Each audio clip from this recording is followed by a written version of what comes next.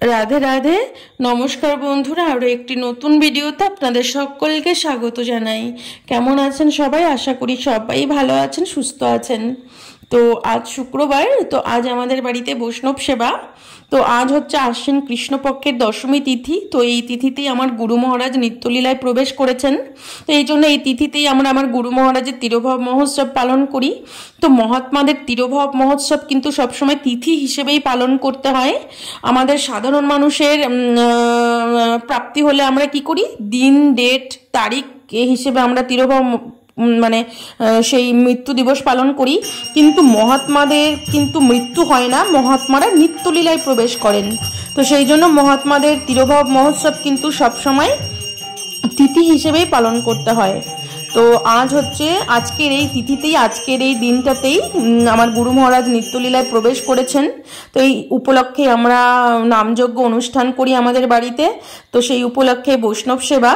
তো বৃহস্পতিবার সকাল 6টা থেকে হরিনাম শুরু হয়েছিল, একদম শুক্রবার সকাল 6টা পর্যন্ত হরিনাম হবে। তো মানে পাক্কা 24 ঘন্টা। তো এই 24 ঘন্টার মধ্যে কিন্তু 1 সেকেন্ডও, আধা সেকেন্ডও হরিনাম বন্ধ হবে না, কন্টিনিউভাবে এই হরিনাম চলবে। তো এই 24 ঘন্টা কন্টিনিউভাবে যে হরিনাম হয় তাকে হরিনাম নামযজ্ঞ বলা হয়, মানে অষ্টপ্রহর বলা হয়। তো যাই হোক, এখন আজ শুক্রবার, এখন বাজে ভোর 4:30। তো এখন আমার গুরু মহারাজের চিত্রপট নিয়ে পুরো রাধাকুণ্ড পরিক্রমা করা হবে। তো সকাল এখন ভোর 4:30 আমার বাবার মঙ্গল আরতি সেরে নিয়েছে। তো মঙ্গল আরতি হয়ে গেছে। তো আমার হাজব্যান্ড সকাল সকাল স্নান করে তিলক করে রেডি হয়ে গেছে, কারণ এখন রাধাকুণ্ড পরিক্রমায় যাবে ও।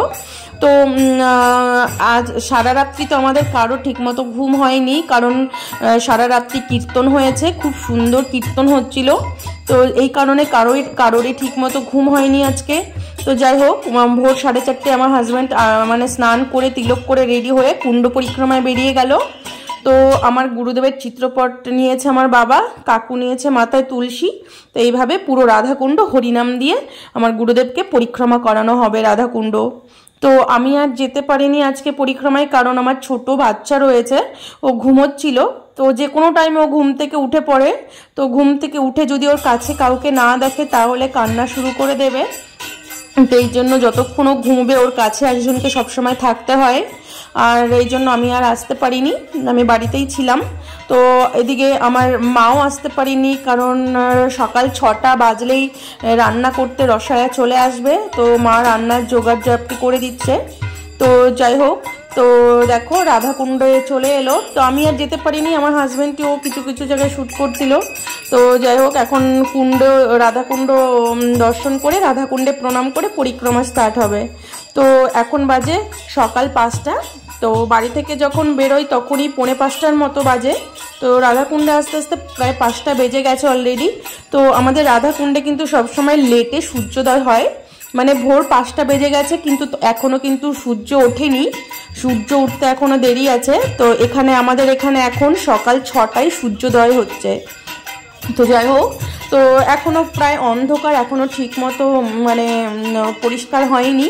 তো যাই হোক, তো এই এখন পরিক্রমা করে তারপরে বাড়িতে এসে সকাল 6টা যখন বাজবে তখন নামযজ্ঞের বিশ্রাম দেওয়া হবে। তো আমাদের রাধাকুণ্ডে কি হয়, সারা রাত্রি গিরিরাজ্যের পরিক্রমা চলছে। তো সারা রাত্রি প্রায় দোকানপাট সবই খোলা থাকে। আর মানে ভোর 5টা থেকে কেন পুরো রাত্রি এভাবে পরিক্রমা চলে। তো দেখো পরিক্রমা লাগানো হয়ে গেল। তো এখন বাড়িতে এসে তারপরে হরিনামে বিশ্রাম দেওয়া হবে। এখন প্রায় সকাল 6টার মতো বেজে গেছে। এখন হরিনাম বিশ্রাম দেওয়ার পরে তারপরে সকাল 10টা থেকে দধিমঙ্গল কীর্তন হবে। দধিমঙ্গল কীর্তন হয়ে গেলে ভোজন আরতি হবে। ভোজন আরতি হয়ে গেলে তারপরে বৈষ্ণব সেবা শুরু হবে। তো এই বৈষ্ণব সেবার টাইম মানে 11টায় দেওয়া হয়েছে। তো আমাদের রাধাকুণ্ডে একটা বৈষ্ণব সমাজ আছে। তো সেই বৈষ্ণব সমাজে একটা পঞ্চায়েত আছে, মানে আমাদের রাধাকুণ্ড থেকে পুরো বৃন্দাবনের 84 ক্রোশের বৈষ্ণব সমাজের মানে এখান থেকেই পরিচালনা হয়। তো সেই বৈষ্ণব সমাজের যে পঞ্চায়েত আছে, সেই পঞ্চায়েতের একজন মহন্তজি থাকেন, সর্দারজি থাকেন।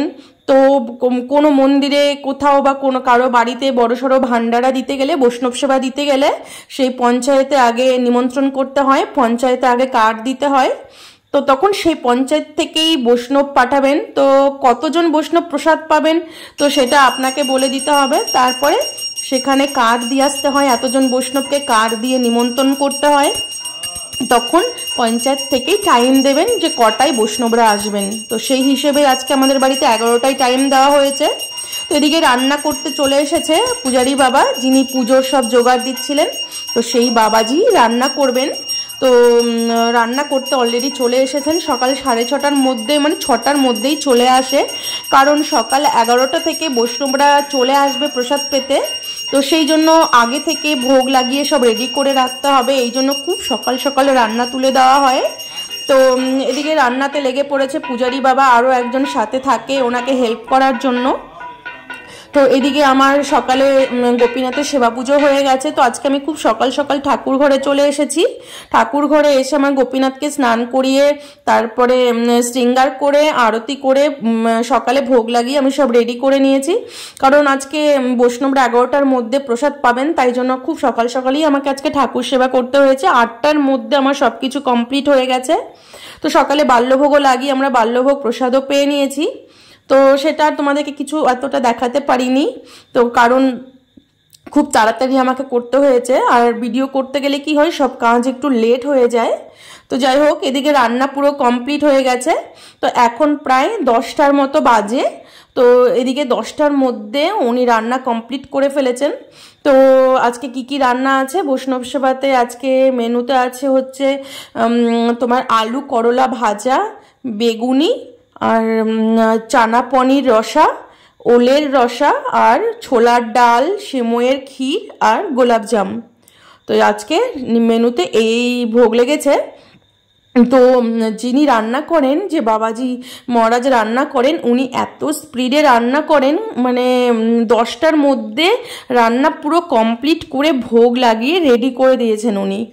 তো যাই হোক, এদিকে দধিমঙ্গল হবে। তো নামযজ্ঞ হলে কিন্তু সবসময় দধিমঙ্গল কীর্তন এখানে অবশ্যই করা হয়। তো তো সেই দধিমঙ্গল কীর্তন করতে বাবারা চলে এসেছেন। আর দধিমঙ্গল হয়ে গেলে তারপরে ভোজন আরতি হবে। ভোগ লেগে গেছে, ভোগ মানে রেডি করছে, এখনো ভোগ লাগেনি। তো ভোগ লেগে গেলে তারপরে ভোজন আরতি কীর্তন হবে, তারপরে আরতি হবে, তারপরে বৈষ্ণবরা প্রসাদ পাবেন। তো দেখো এখন ভোগ আরতি হচ্ছে। তো ভোগ আরতি হয়ে গেলে তারপরে মানে দধিমঙ্গল মানে কি, একটা মাটির গ্লাসে দই নেওয়া হয়। তো দই নিয়ে দইয়ের মধ্যে একটু হলুদ দিয়ে তারপরে সেটার মধ্যে আম পাতা দেওয়া হয়, তারপরে সেই দইয়ের গ্লাসটাকে ভেঙে ফেলা হয়। তো যাই হোক, কোনো কিছু নিয়ম আছে, তো এই নিয়মটাকে পালন করা হয়। এটা নামযজ্ঞের পরে কিন্তু অবশ্যই করতে হয়, আমাদের রাধাকুণ্ডের নিয়ম। তো দেখো সব বৈষ্ণবরা একে একে চলে এসেছেন। তো কারণ 11টা টাইম দেওয়া আছে, তো 11টা এখনো কিন্তু বাজেনি। আর আমাদের এখানে যখন বৈষ্ণব সেবা হয় তখন কিন্তু টাইমের একদম পাক্কা, যে টাইম পঞ্চায়েত থেকে দেওয়া হবে পাক্কা সেই টাইমে কিন্তু মানে বৈষ্ণবরা প্রসাদ পেতে অলরেডি বসে যাবেন। তো এখন 11টা বাজেনি, 11:15 মতো বাজে। তো দেখো ভোগ আরতি হয়ে গেল। আরতি হয়ে যাওয়ার পরে তারপরে দধিমঙ্গল হবে, তারপরে গিয়ে বৈষ্ণবরা প্রসাদ পেতে বসবেন। তো বৈষ্ণবরা যখন প্রসাদ পেতে বসবেন তখন যিনি পঞ্চায়েতের সর্দারজি আছেন, তখন সেই সর্দারজি প্রথমে ধ্বনি দেবেন, তারপরে বৈষ্ণবরা প্রসাদ পাবেন। তো এই বৈষ্ণব সেবাতে যে রান্না বান্না করা হয় সব কিন্তু বাবাজিরাই করেন, কারণ আমরা সংসারী মানুষ কিন্তু এই রান্না বান্না কিচ্ছু ছুঁতে পারবো না, পরিবেশন করতে পারবো না যতক্ষণ বাবাজিরা প্রসাদ না পাবেন। তো আমাদের এই রাধাকুণ্ডে এক বৈষ্ণব সমাজ আছে, বাবাজি সমাজ আছে। তো যেনারা গৃহ মানে সংসার ত্যাগ করে বাবাজি হয়ে গেছেন, মানে সন্ন্যাসী হয়ে গেছেন, পুরো সংসার কুল ত্যাগ করে পুরো সন্ন্যাসী হয়ে গেছেন। তো সেই সন্ন্যাসী বাবাজিরা কিন্তু আমাদের মতো সংসারী মানুষের হাতে প্রসাদ নেবেন না। তো সেই জন্য বাবাজিরাই রান্না করেন, বাবাজিরাই ভোগ লাগান, বাবাজিরাই পরিবেশন করবেন। তো যখন বাবাজিরা সবাই প্রসাদ পেয়ে চলে যাবে, তারপরে যখন আমাদের পাড়ার সংসারী মানুষ যারা আছেন, যারা গৃহী ভক্ত আছেন, তখন তারা প্রসাদ পেতে আসবেন, তখন আমরাই মানে পরিবেশন করতে পারবো। যতক্ষণ বাবাজিরা প্রসাদ না পাবেন ততক্ষণ আমরা কিন্তু কিচ্ছু ছুঁতে পারবো না। কারণ তেনারা সংসার ত্যাগ করে পরিপূর্ণভাবে বাবাজি হয়ে গেছেন, সন্ন্যাসী হয়ে গেছেন। তেনারা কিন্তু আর সংসারী মানুষের ছোঁয়া কোনো প্রসাদ খাবেন না, বিশেষ করে অন্নটা খাবে না। শুকো জিনিস হয়তো মিষ্টি টিষ্টি খেলো, ফল খেলো, ঠিক আছে, কিন্তু অন্ন প্রসাদ কিন্তু কখনোই বাবাজিরা সংসারী মানুষের হাতে পান না। এটা আমাদের রাধাকুণ্ডের বৈষ্ণব সমাজের নিয়ম একটা। তো আমাদের বৈষ্ণব সমাজের নিয়ম মেনেই কিন্তু সবসময় চলতে হয়। এই জন্য যখনই কোনো বাড়িতে বৈষ্ণব সেবা হয় কিংবা কোনো মন্দিরে বড় সড়ো বৈষ্ণব সেবা হয়, তখন কিন্তু সবসময় পঞ্চায়েতে প্রথমে নিমন্ত্রণ করতে হয়। কারণ আমাদের রাধাকুণ্ডের বৈষ্ণব সমাজের পঞ্চায়েত থেকে কিন্তু আমাদের পুরো বৃন্দাবনের 84 ক্রোশের বৈষ্ণব সমাজটাকে পরিচালনা করা হয়। তখন সেই পঞ্চায়েতের মহন্তজি থাকেন, সর্দারজি থাকেন, সেই সর্দারজিকে আগে নিমন্ত্রণ করতে হয়। তারপরে ওখানে কার্ড দিয়ে আসতে হয় কতজন বৈষ্ণবকে আপনি প্রসাদ পেতে বলবেন, তো সে কটা কার্ড দিয়ে আসতে হয়। তখন পঞ্চায়েত থেকেই কোন কোন বৈষ্ণবকে ওনারা নিমন্ত্রণ করবেন সেই হিসেবেই নিমন্ত্রণ করা হয়। তো পঞ্চায়েত থেকে তো বৈষ্ণব যাদের যাদের নিমন্ত্রণ করা হয় তারা সবাই আসেন। আর আমাদের পাড়াতে প্রত্যেকটা বাড়িতে আমরাই নিমন্ত্রণ করি। তো যাই হোক, তো বাবারা সবাই চলে এসেছেন প্রসাদ পেতে। তো আমাদের রাধাকুণ্ডে সব থেকে মানে রাধাকুণ্ডের যেনারা বৈষ্ণব আছেন, সব বৈষ্ণবের চূড়ামণি এনারা সর্বস্ব ত্যাগ করে, নিজে ঘর বাড়ি সংসার সব ত্যাগ করে এসে পরিপূর্ণভাবে সন্ন্যাসী হয়ে রাধাকুণ্ডে ভজন জীবনযাপন করছেন। তো এনাদের মতো বৈষ্ণবের চরণধুলি বাড়িতে পড়াও অনেক ভাগ্যের ব্যাপার। বহু জন্মে থাকলে ভাগ্য এসে বৈষ্ণবের চরণধুলি গিয়ে বাসায় পড়ে। তো এনাদের মতো বৈষ্ণবের মানে চরণধুলি যতক্ষণ না নেওয়া যাবে ততক্ষণ কিন্তু আমাদের প্রেম ভক্তি হবে না। তো ভগবানের ভক্তি লাভ করতে গেলে, প্রেম লাভ করতে গেলে কিন্তু আগে বৈষ্ণবের চরণধুলি আগে নিতে হবে। এই জন্য আমরা প্রত্যেক বছর বৈষ্ণব সেবার আয়োজন করি আমার গুরুদেবের তিরোভাব মহোৎসব উপলক্ষে। তো আমার গুরু মহারাজ এই বৈষ্ণব সেবা খুব করতেন। তিনি যখনই মানে সময় পেতেন তখনই বৈষ্ণব সেবার আয়োজন করতেন। উনি বৈষ্ণব সেবা দিতে খুব ভালোবাসতেন। তো তেনার উপলক্ষেই, তার বিরহ উৎসব উপলক্ষেই আজকে এই বৈষ্ণব সেবার আয়োজন করা। তো দেখুন বাবারা সবাই প্রসাদ পেতে বসে গেছেন। তো ওপরে বসেছেন সব বাবাজিরা, আর নিচে বসেছেন যারা এখনো বাবাজি হননি, মানে গৃহী ভক্ত আছেন, তেনারা নিচে বসেছেন, আর ওপরে সব বাবাজিরা বসেছেন। তো আর ওপরে জায়গাও নেই যে এখানে বসবেন। তো সব ঘর খালি করে দেওয়া হয়, ওপরে যত রুম আছে সব খালি করে দেওয়া হয়। প্রত্যেকটা রুমে রুমে বাবারা প্রসাদ পেতে বসেছেন। তো আর প্রসাদ পাওয়ার আগে একটা নিয়ম আছে। তো আমাদের পঞ্চায়েতের যিনি সর্দারজি আছেন তিনি আগে আসবেন, তিনি আগে ধ্বনি দেবেন। তো তিনি ধ্বনি দেবেন, জয়ধ্বনি দেবেন। জয়ধ্বনি দেওয়ার পরে তারপরে প্রসাদ পাওয়া শুরু হবে। তো যতক্ষণ ধ্বনি না দেওয়া হবে ততক্ষণ কিন্তু কেউ প্রসাদ নেবেন না। এই জন্য সর্দারজি এসে ধ্বনি দিলেন, তারপরে বৈষ্ণবরা প্রসাদ পাওয়া শুরু করলেন। তো আমাদের এখানে বৈষ্ণব সমাজের কিন্তু খুব সুন্দর একটা নিয়ম। তো সর্দারজি চেয়ারে বসে আছেন, দেখুন মালা পরে। ইনি হচ্ছেন আমাদের রাধাকুণ্ডের বৈষ্ণব সমাজের সর্দারজি। তো ইনি এসে জয়ধ্বনি দিলেন, তারপরে বৈষ্ণবরা প্রসাদ পেলেন। তো যাই হোক, সবার প্রসাদ পাওয়া প্রায় হয়ে গেছে। তো এনারা হচ্ছেন প্রত্যেকেই ত্যাগী মহাত্মা, ত্যাগী বাবাজি। তো এনারা প্রসাদ পাওয়ার পরে তারপরে আমাদের পাড়ার যারা আমরা যাদেরকে পার্সোনালভাবে নিমন্ত্রণ করেছি তারা আসবেন। তো প্রথমে এখানে একটা নিয়ম আছে, প্রথমে বাবাজিরা প্রসাদ পাবেন, তারপরে গৃহভক্তরা প্রসাদ পাবেন। তো যাই হোক, তো সবাইকে দক্ষিণা দেওয়া হচ্ছে, সাথে একটা করে ধূপকাঠির প্যাকেট দেওয়া হচ্ছে। তো যাই হোক, এটা বৈষ্ণব সেবা দিয়ে কিন্তু বা বৈষ্ণবদের অবশ্যই দক্ষিণা দিতে হয়, কারণ সেবা দিয়ে যদি দক্ষিণা না দেওয়া হয় কিন্তু সেবার ফল পাওয়া যায় না। তো যাই হোক, তো যতক্ষণ বৈষ্ণবরা প্রসাদ পাবেন, তারপরে বৈষ্ণবরা প্রসাদ পেয়ে চলে যাবেন, তারপরে এসে আমরা যখন আমাদের পাড়ার সবাই আসবে প্রসাদ পেতে, তখন আমরা গিয়ে এগুলো ছুতে পারবো রান্নার জিনিসপত্র, তারপরে পরিবেশন করতে পারবো। তো বাবারা যতক্ষণ প্রসাদ না পাবেন, বাবারা যতক্ষণ প্রসাদ পাওয়া শেষ না হবে ততক্ষণ পর্যন্ত কিন্তু আমরা কিচ্ছু ছুতে পারবো না। তো যাই হোক, বাবাজিদের সবার প্রসাদ পাওয়া হয়ে গেছে, বাবারা চলে গেছেন। তো এখন আমরা পার্সোনালভাবে যাকে গৃহী ভক্তদের নিমন্ত্রণ করেছিলাম, তো তারাই এখন প্রসাদ পেতে বসেছে। তো এখন আমরা নিজেরাই দাওয়া থাওয়া করতে পারবো। তো বাবারা প্রসাদ পেয়ে চলে গেছে। তো এখন আমরা পরিবেশন করব। তো দেখো এই ঘরে, প্রত্যেকটা ঘরে বসানো হয়, কারণ যে ছাদে যে যতটুকু জায়গা থাকে অতটুকুর মধ্যে বৈষ্ণবদের বসা হয় না, এই জন্য প্রত্যেকটা ঘরে খালি করে দেওয়া হয়, তখন ঘরেই আবার বসানো হয়, বাইরে কিছু বসানো হয়। তো যাই হোক, দু পঙ্কত হচ্ছে, মানে বাবাজিরা চলে যাওয়ার পরে এই প্রথম পঙ্কত। এখানে সবাই কিন্তু গৃহীভক্ত আছেন। তো আমাদের এখানে বৈষ্ণব সমাজে অনেক নিয়ম মেনে আমাদেরকে চলতে হয়। নিজের ইচ্ছে মতো, নিজের মন গড়া এখানে কিছুই চলবে না, সমস্ত বৈষ্ণব সমাজের নিয়ম মেনেই আমাদেরকে চলতে হয়। তো যাই হোক, তো এখন সবাই গৃহভক্তরা প্রসাদ পেতে বসেছেন। তো আমরা একদম লাস্টে যখন ভক্তরা প্রসাদ পেয়ে উঠে চলে যাবেন, তারপরে শেষে একদম আমরা প্রসাদ পাবো। কারণ আমরা সকালে একবার বাল্যভোগ পেয়ে নিয়েছি, এই জন্য আমাদের অসুবিধা হয় না। তো প্রসাদ পেতে পেতে প্রায় আমাদের 3টে সাড়ে 3টে বেজে যায়। তো দেখো সবার প্রসাদ পাওয়া হয়ে গেছে, আমাদের পাড়ার যারা যারা ছিল সবাইকে প্রসাদ পাওয়ানো হয়ে গেছে। তার প্রসাদ পাওয়ার পরেও প্রচুর প্রসাদ বেঁচে যায়। তো আমাদের মানে আমাদের যে কলোনি আছে সেই কলোনির পিছনে ব্রজবাসী মহল্লা আছে, তখন সেই ব্রজবাসী মহল্লা থেকে প্রচুর ব্রজবাসীরা প্রসাদ পেতে আসে। তো এখানে একটা জিনিস কি, ব্রজবাসীদের কোনো মান অভিমান নেই। আমরা যেরকম মানে প্রসাদ চেয়ে খেতে লজ্জা পাই, মানে চেয়ে প্রসাদ খাবো, মানে নিজেকে মানে অভিমান ভরা আমাদের ভিতর থাকে। বিশেষ করে আমাদের বাঙালিদের ভিতর অভিমানটা বেশি থাকে, যে চেয়ে প্রসাদ খাবো এটা হতেই পারে না। কিন্তু ব্রজবাসীদের মধ্যে কিন্তু কোনো রকম অহংকার নেই, কোনো রকম অভিমান নেই। মানে এই ব্রজবাসীরা কিন্তু প্রসাদকে এত ভালোবাসে, মানে ব্রজবাসীরা চেয়ে চেয়েই প্রসাদ খাবে। তুমি যদি ওদেরকে নিমন্ত্রণ নাও করো, তোমার বাড়িতে যদি ভান্ডারা হয়, তবু ওরা এসে নিজে যেচে চেয়ে প্রসাদ খাবে। এত প্রসাদে ভক্তি এনাদের, মানে ব্রজবাসীদের ভক্তি আমাদের কোনোদিনও হবে না।